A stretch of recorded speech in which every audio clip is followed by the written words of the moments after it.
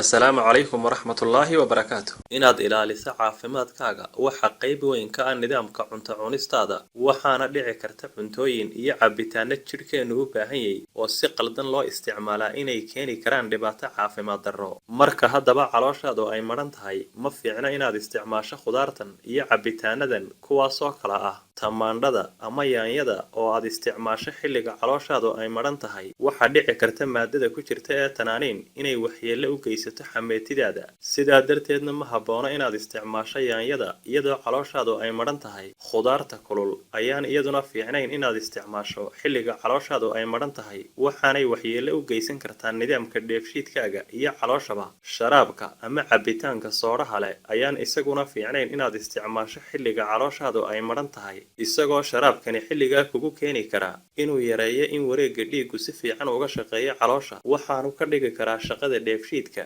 mid gaabisa. Baradhada macaan ayaan iyaduna fiicnayn inaad isticmaasho xilliga calooshaadu ay madhan tahay. Cuntooyinka fudud ee macmacaanka ee sonkortu ay ku badan tahay oo aad isticmaasho xilliga calooshaadu ay madhan tahay waxay keeni karaan inuu jidhkaagu awoodi waayo inuu soo saaro inta uu uga baahan yahay ansuliinta, waxaanay keeni karaan inay si lama filaan ah u kacdo sonkorta jidhkaagu. Sidaasoo kalena inaad maydhato adoo dharagsan waxay keenaysaa in dheefshiidkaagu qarrimo, sababtuna waxay tahay maydhashadu waxay hoos u dhigaysaa tamarta jidhka. Dhinaca kalena inaad jimicsi bilowdo adoo dharagsan waxay keenaysaa in jidhkaagu awooddiisa isugu geeyo murqaha iyo inuu xakameeyo heerkulka jidhka, taa beddelkeediina waxay waxyeello soo gaadhaysaa dheefshiidkaaga. Sidoo kalena inaad seexato adoo dharagsan waxay keenaysaa inay yaraadaan dheecaanada burburiya cuntada, markaa kadibna waxaad la kulmi kartaa dibiro badan iyo mashaakil kale. Inaad isticmaasho furuud badan adoo dharagsan ayaa iyadana lagu sheegay arrin aan wanaagsanayn.